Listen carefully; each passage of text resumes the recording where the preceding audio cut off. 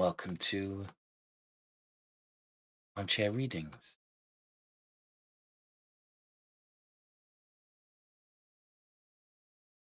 And you are very welcome. Every Monday, I like to tell a story. I like to read a story. And usually I read a bit of a spooky story. I do a story of the supernatural. Mm. An intriguing little story by Edith Nesbit called Man Size in Marble.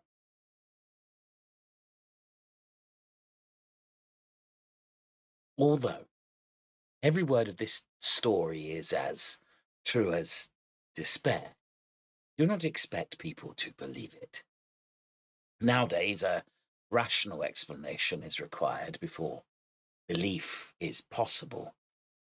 Let me then at once offer the rational explanation, which finds most favour among those who have heard the tale of my life's tragedy.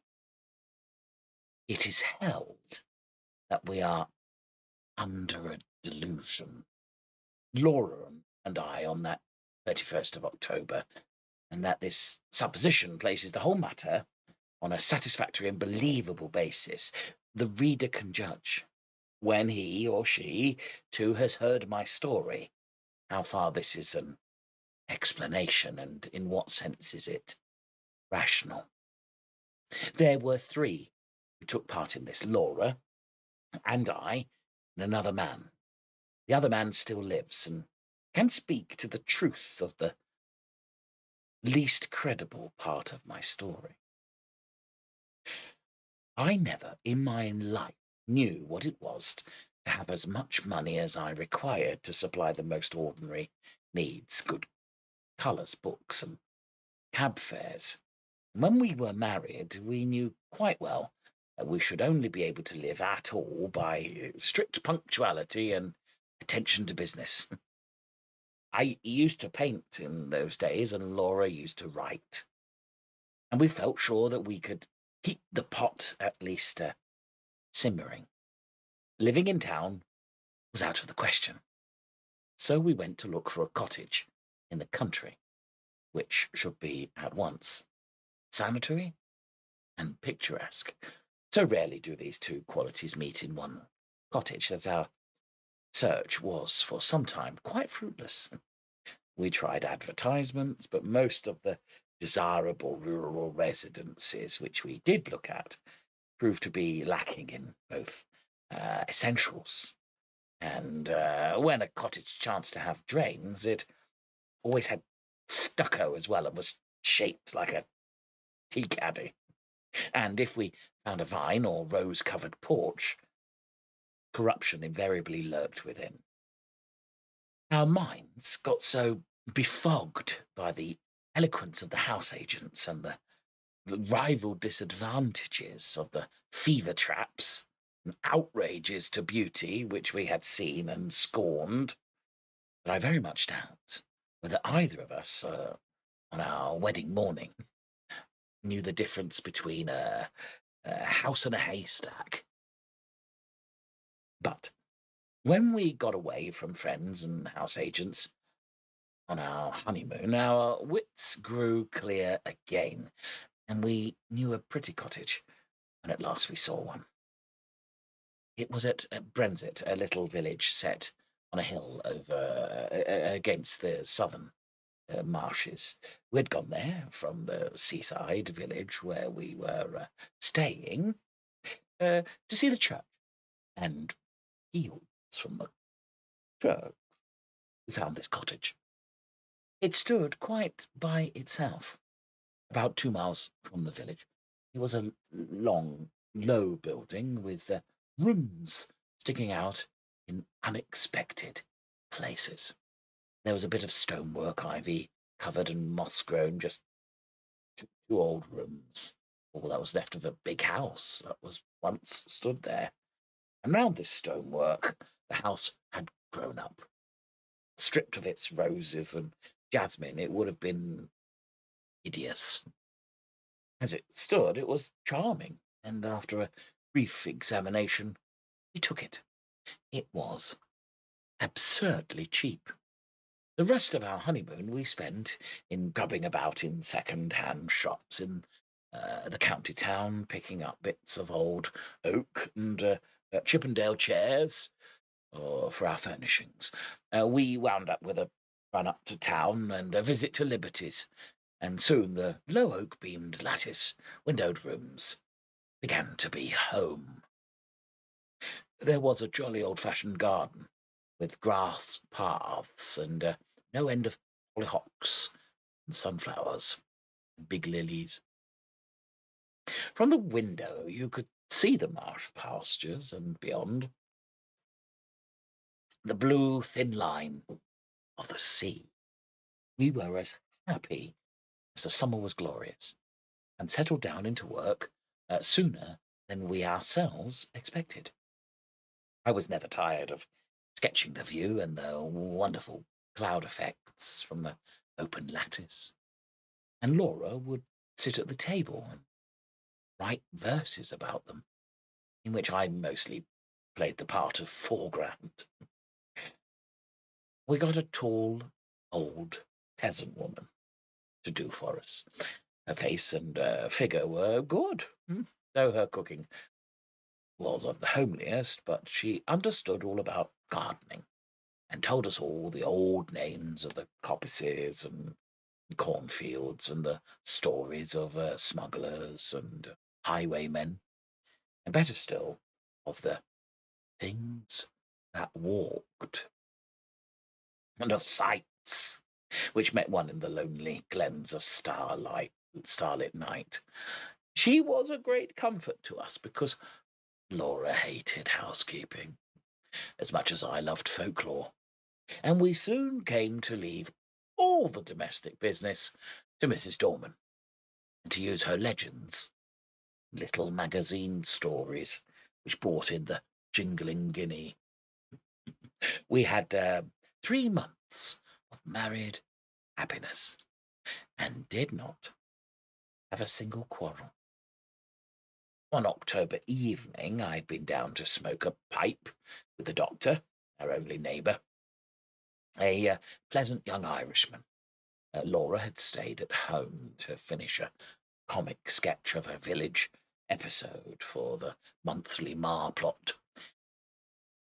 I left her, laughing over her own jokes, and came in to find her. Sorry, Oh, that one. that's Alexa. Alexa, Volume 0. You've ruined the whole story.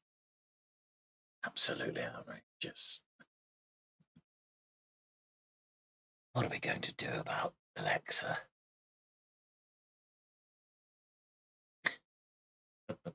Modern twist. We sat in the stucco portico listening to Alexa. Hello, Bumper Ducky.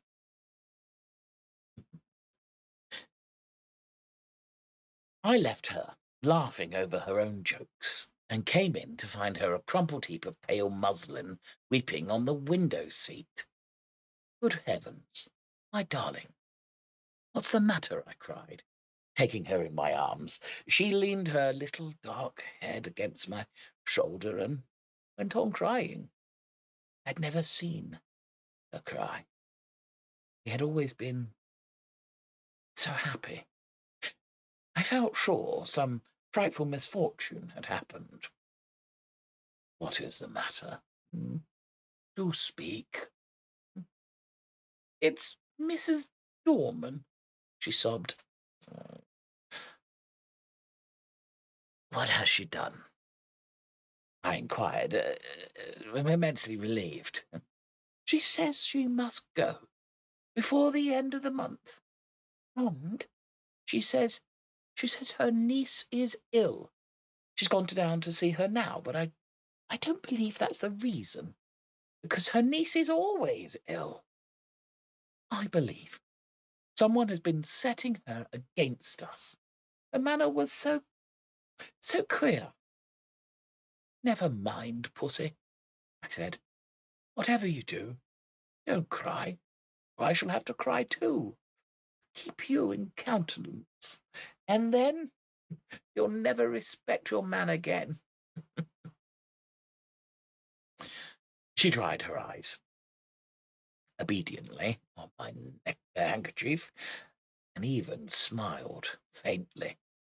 "But you see," he went on, "it is really serious, because these village people are so sheepy, and if one won't do a thing, you may be quite sure none of the others will, and I shall have to cook the dinners and wash up the hateful greasy plates, and you'll have to carry cans of water about and clean the boots and knives, and we shall never have any time for work or earn any money or anything.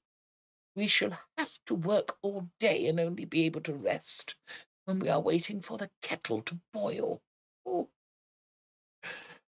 I represented to her that even if we had to perform these duties, the pay would still present some margin for other toils and recreations. But she refused to see the matter in any but the greyest light. She was very unreasonable, my Laura, but I could not have loved her any more if she had been as reasonable as what they. I'll speak to Mrs. Dorman when she comes back and see if I can't come to terms with her, I said. "Perhaps she wants a rise in her screw. It will be all right. Let's walk up to the church." The church was a large and lonely one, and we loved to go there, especially upon bright nights. The path skirted a wood, cut through it once, and ran along the crest of the hill through two meadows and round the churchyard wall, over which the old yews loomed in black masses of shadow. The path, which was partly paved, was called the Bierbalk, for it had long been the way by which the corpses had been carried to burial. The churchyard was richly treed and was shaded by great elms, which stood just outside and stretched their majestic arms in benediction over the happy dead. A large, low porch let one into the building by a Norman doorway, and a heavy oak door studded with iron, and inside the arches rose into darkness, and between them the reticulated windows which stood out white in the moonlight. In the chancel, the windows were of rich glass, which showed in faint light their noble colouring, and made the black oak of the choir pews hardly more solid than the shadows. But each side of the altar lay a grey marble figure of a knight in full plate armour, lying upon a low slab, with hands held up in everlasting prayer. And these figures, oddly enough, were always to be seen if there was any glimmer of light in the church. Their names were lost, but the peasants told of them that they had been fierce and wicked men, marauders by land and sea, who had been the scourge of their time and had been guilty of deeds so foul that the house they had lived in, the big house, by the way, that had stood on the site of our cottage, had been stricken by lightning, the vengeance of heaven. But for all that, the God of their heirs had bought them a place in the church, looking at the bad, hard faces reproduced in the marble. This story was easily believed.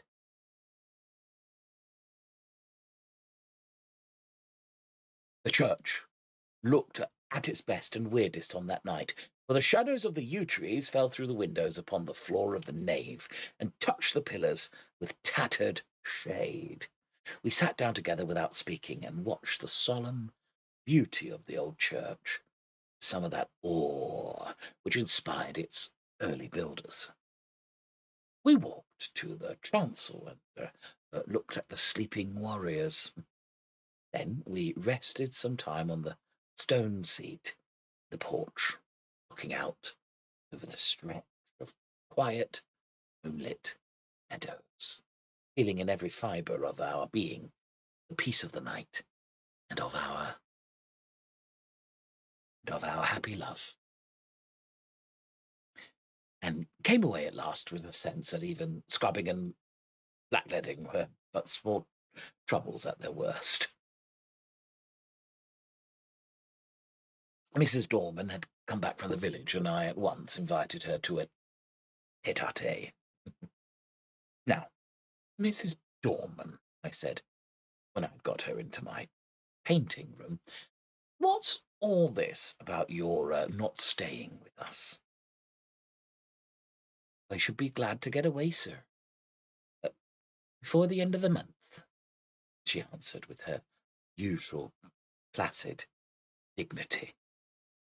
Have you any fault to find, Mrs. Dorman? None at all, sir. You and your lady always been most kind. I'm sure that. Well, what is it? Are your wages not high enough? No, sir. I gets quite enough. Then why not stay? I'd rather not. My niece is ill. But your niece has been ill ever since we came. No answer.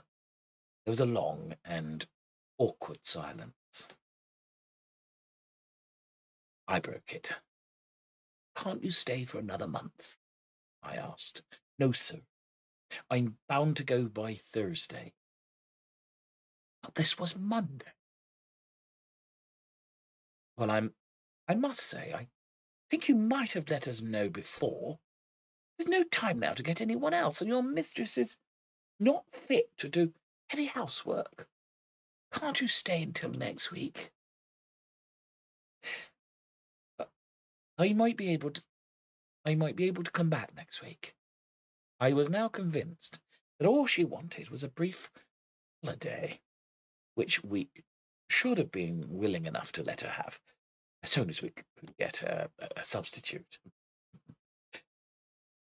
But why must you go this week? Insisted. Come out with it. Mrs. Dorman drew the little shawl which she always wore tightly across her bosom, as though she were cold. Then she said, with a sort of effort, They say, sir, as this was a big house in Catholic times, that there was many deeds done there here. The nature of the deeds might be vaguely inferred from the inflection of Mrs. Dorman's voice, which was enough to make one's blood run cold. I was glad that Laura was not in the room. She was always nervous, as highly strung natures are. And I felt that these tales about our house, told by this old peasant woman with her impressive manner and contagious credulity, might have made our home less dear to my wife. Tell me all about it, Dorman, I said. You needn't mind about telling me. I'm not like the young people who make fun of such things. Which was partly true. Well, sir, she sank her voice, you may have seen in the church, beside the altar, two shapes. You mean the effigies of the knights in armour, I said cheerfully. I mean, and two bodies, poured out, man-size, marble. She turned, and I had to admit that her description was a thousand times more graphic than mine, to say nothing of a certain weird force and uncanniness about the phrase, drawed out man size in marble. They do say, as on All Saints' Eve, them two bodies sits up on their slabs, gets off of them, then walks down the aisle. They're marble. Another good phrase, Mrs. Dorman. And as the church clock strikes 11, they walks out of the church door and over the graves and along the bier walk. If it's a wet night, there's the marks of their feet in the morning. And where do they go? I asked, rather fascinated. They comes back here, to their home. Sir, and if anyone meets them, well, what then? I asked. No, not another word could I get from her, save that her niece was ill and she must go. After what I heard, I scorned to discuss the niece. Tried to get from Mrs. Dorman more details of the legend. You get nothing but warnings. Whatever you do, sir, lock the door early on All Saints' Eve and make the cross sign over the doorstep on the windows. But has anyone ever seen these things? I persisted. That's not for me to say. I know what I know, sir.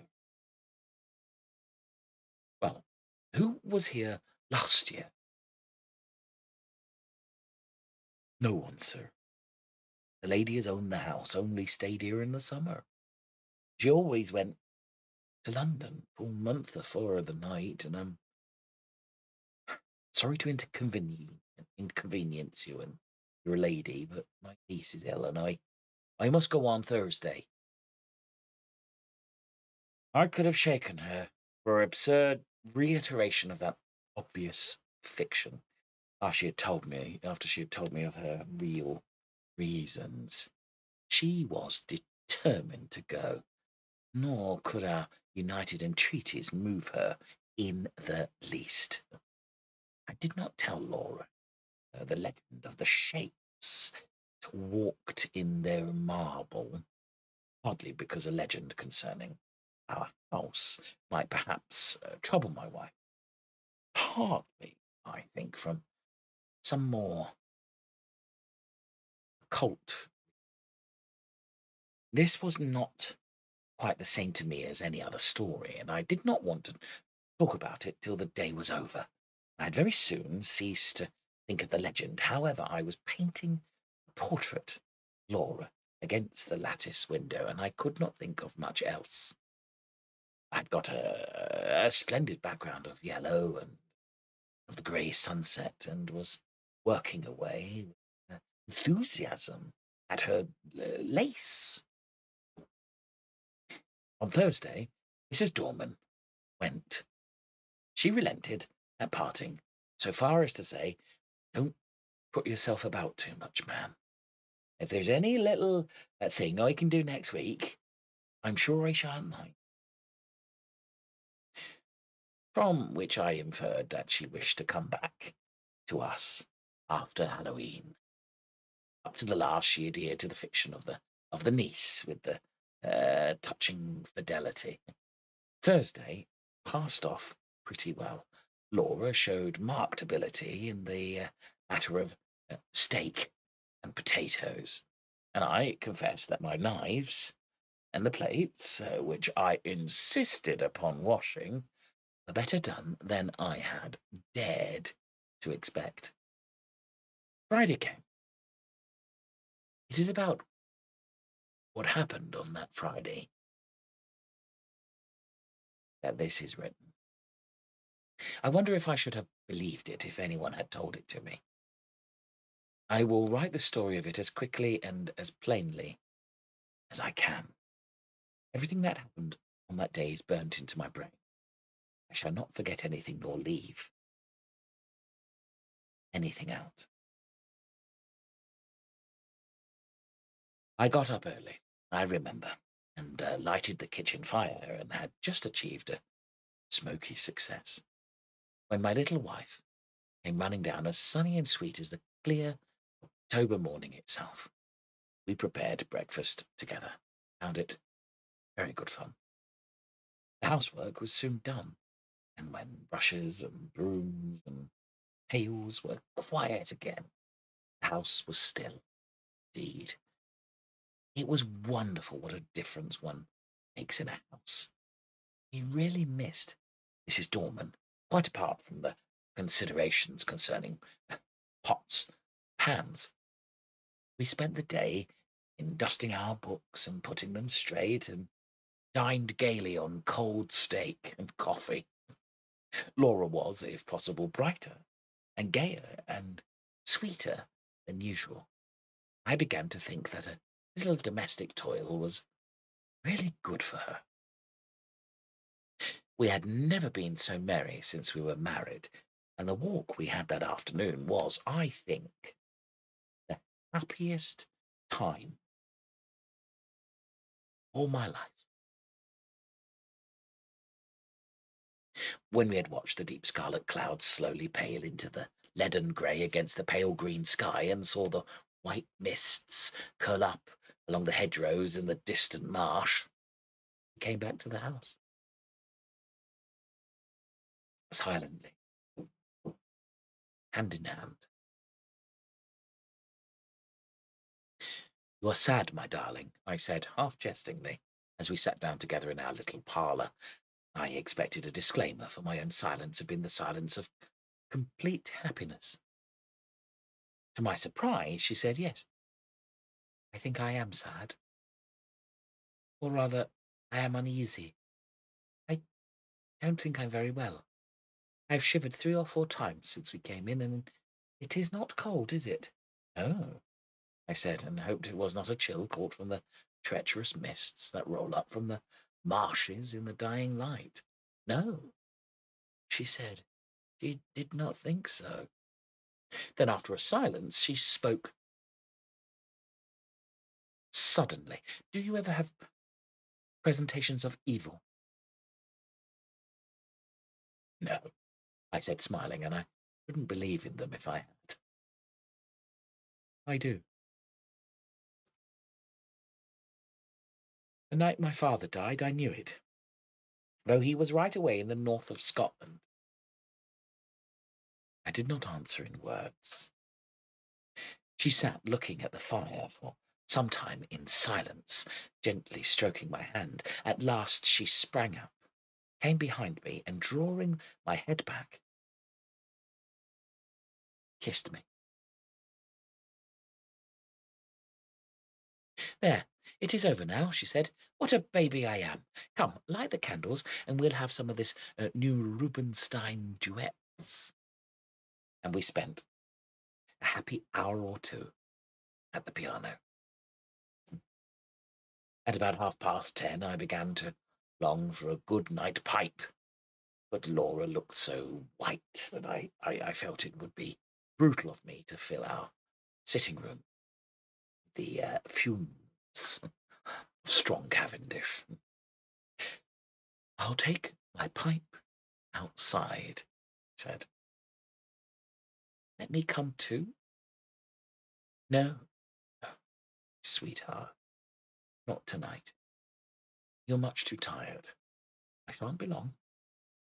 Get to bed, or I shall have an invalid to nurse tomorrow, as well as the boots to clean." I kissed her, was turning to go, and she flung her arms round my neck, held me, as if she would never let me go again. I stroked her hair. "Come, pussy, you are overtired. The housework has been too much for you." She loosened her clasp a little and drew a deep breath. "No, we've been very happy today, Jack, haven't we? Don't stay out too long." "I won't, my dearie." I strolled out of the front door, leaving it unlatched. What a night it was! The jagged masses of heavy dark cloud were rolling at intervals from horizon to horizon, and thin white wreaths covered the stars. Through all the rush of the cloud river, moon swam, breasting the waves and disappearing again in darkness. When now and again her light reached the woodland, it seemed to be slowly and noiselessly waving in time to the swing of the clouds above them. There was a strange, grey light over all the earth. The fields had that shadowy bloom over them, which only comes from the marriage of dew and moonshine, or frost and starlight. I walked up and down, drinking in the beauty of the quiet earth and the changing sky. The night was absolutely silent. There was no scurrying of rabbits or twitter of the half-asleep birds, and though the clouds went sailing across the sky, the wind that drove them never came low enough to rustle the dead leaves in the woodland paths. Across the meadows I could see the church, standing out in black and grey against the sky. I walked over there, thinking over our 3 months of happiness and of my dear her loving ways. Oh, my little girl. Little girl. What a vision came then. Long, glad life. Me. Together. I heard a bell beat from the church. 11 already. I turned to go in, but the night held me. I could not go back into our little warm rooms yet. I would go up to the church. I felt vaguely that it would be good to carry my love and thankfulness to the sanctuary, whither so many rows of sorrow and gladness had been born by the men and the women, the dead years. I looked in at the low window, and I went by, and Laura was half lying on her chair in front of the fire. I could not see her face, only her little head showed dark against the pale blue wall. She was quite still, asleep, no doubt. My heart reached out to her as I went on. There must be a God, I thought, and a God who was good. How otherwise could anything so sweet and dear as she have ever been imagined? I walked slowly along the edge of the wood. A sound broke the stillness of the night. It was a rustling wood. I stopped and listened.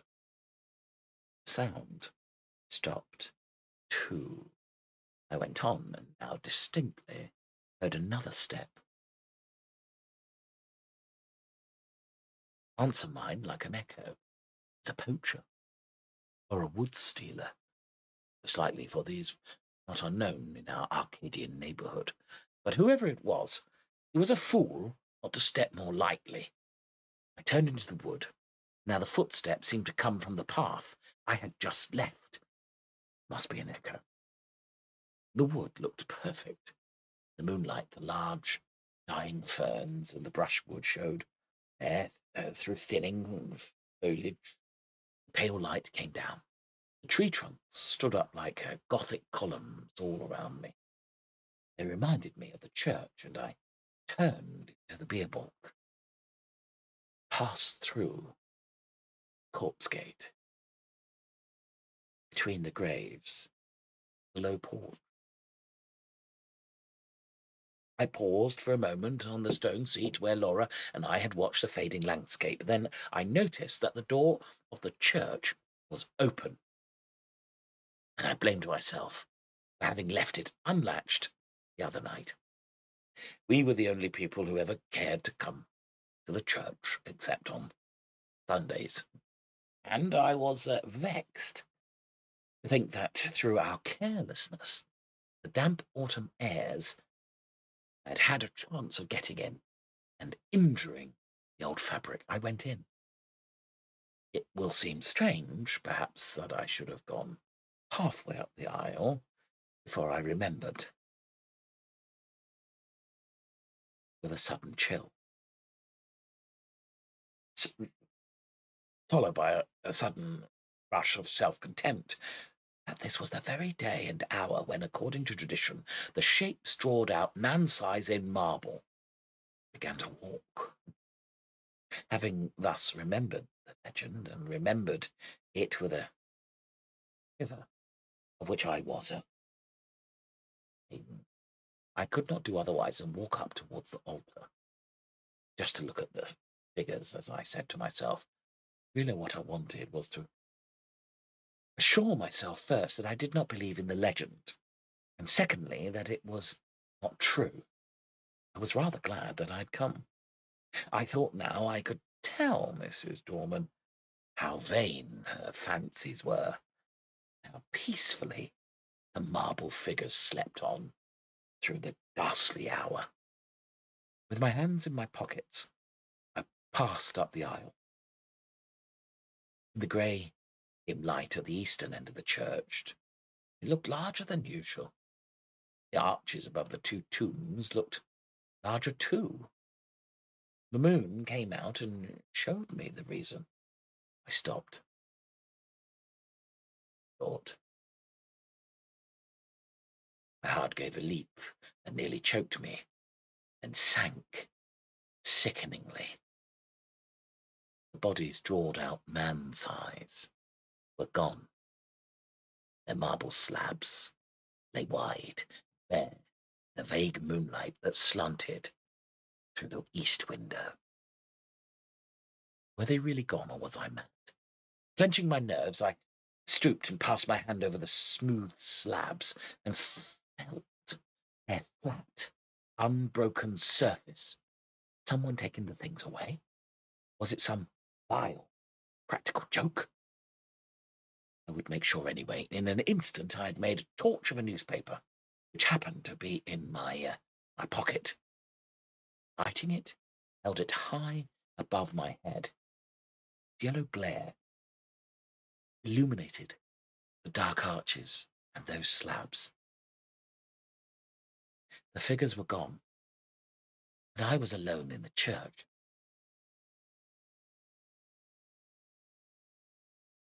Or was I alone? And then a horror seized me, a horror indefinable and indescribable, an overwhelming certainty of supreme and accomplished calamity. I flung down the torch and tore along the aisle and out through the porch, biting my lips as I ran to keep myself from shrieking aloud. Oh, was I mad? Oh, what was this that possessed me? I leaped through the churchyard wall and took the straight cut across the fields, led by the light from our windows. Just as I got over the first stile, a dark figure seemed to spring out of the ground. Mad still with that certainty of misfortune, I made for the thing that stood in my path, shouting, "Get out of the way, can't you?" But my push met with a more vigorous resistance than I had expected. My arms were caught just above the elbow, held as in a vice, and the raw-boned Irish doctor actually shook me. "Would you?" he cried, in his own unmistakable accents. "Would you, then?" "Let me go, you fool!" I gasped. "The marble figures have gone from the church. I tell you, they've gone." He broke into a ringing laugh. "I'll have to give you a draft tomorrow. I see you've been smoking too much and listening to old wives' tales. I tell you, I've seen the bare slabs. Well, come back with me. I'm going up to old Parma's. His daughter's ill. We'll look in at the church and let me see the bare slabs." "You go if you like," he said with less frantic uh, because of his laughter. I'm going home to my wife. Rubbish, man, he said. You think I'll permit that? Are you to go saying all your life that you've seen solid marble, endowed with vitality, and me to go all my life saying you were a coward? No, sir, shan't do it. The night air, human voice, I think also the physical contact with his 6 feet of solid common sense brought me back a little to my ordinary self. And the word coward was a mental shower bath.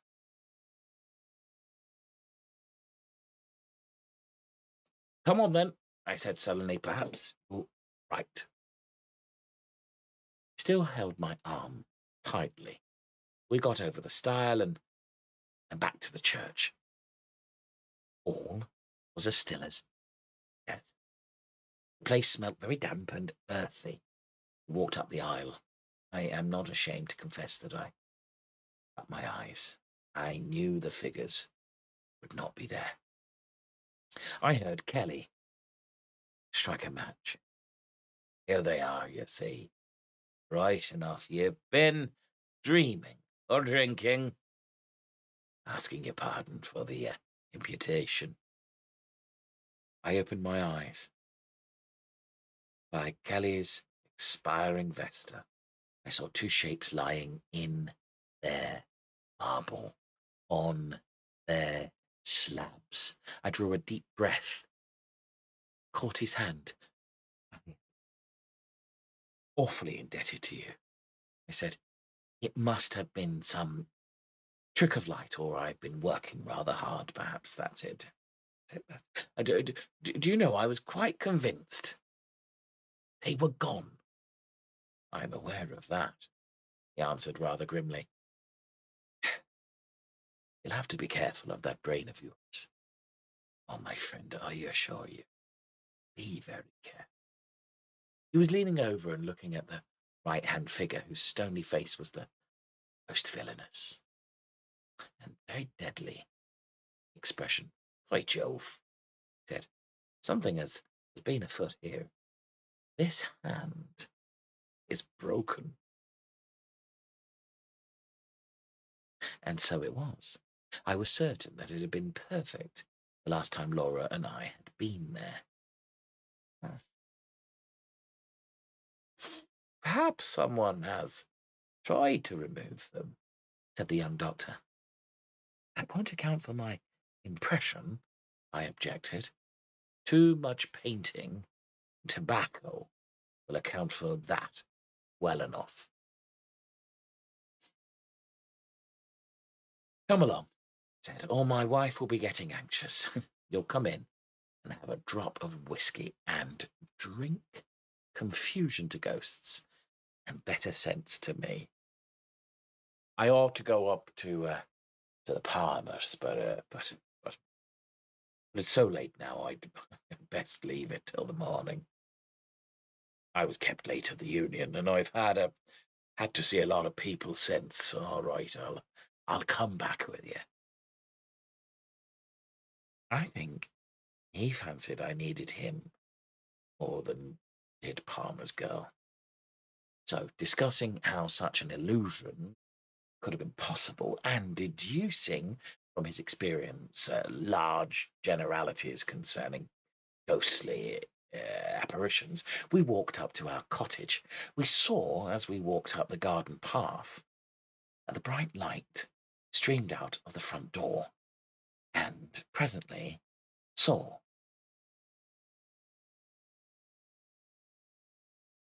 that the parlour door was open too. Had she gone out? Come in, I said, and Dr. Keller followed me into the parlour.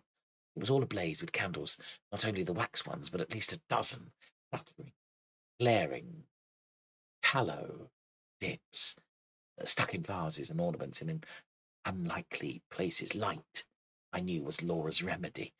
Nervousness, poor child. I had her left her. Brute that I was.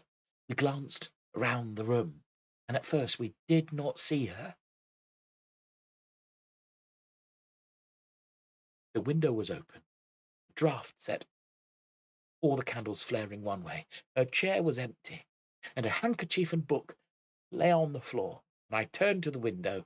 There, in the recess of the window, I saw her. Oh, my child, my love. Had she gone to that window to watch for me, and what had come into the room behind her? To what had she turned with that look of frantic fear and horror? Oh, my little one. She thought that it was I whose step she heard and turned to meet. What?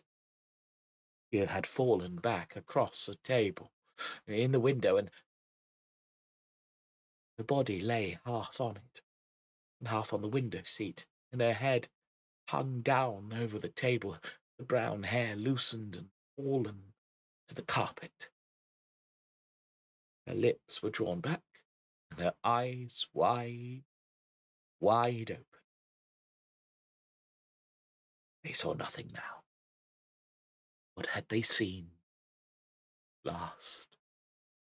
The doctor moved towards her, but I pushed him aside and sprang to her, caught her in my arms, and cried, "It's all right, Laura. I've got you safe, wifey." She fell into my arms in a heap. I clasped her and kissed her and called her by all her pet names, but I think I knew all the time that she was dead. Her hands were tightly clenched. In one of them she held something fast. When I was quite sure that she was dead and that nothing mattered at all any more, I let him open her hand to see what she held. It was a grey marble finger.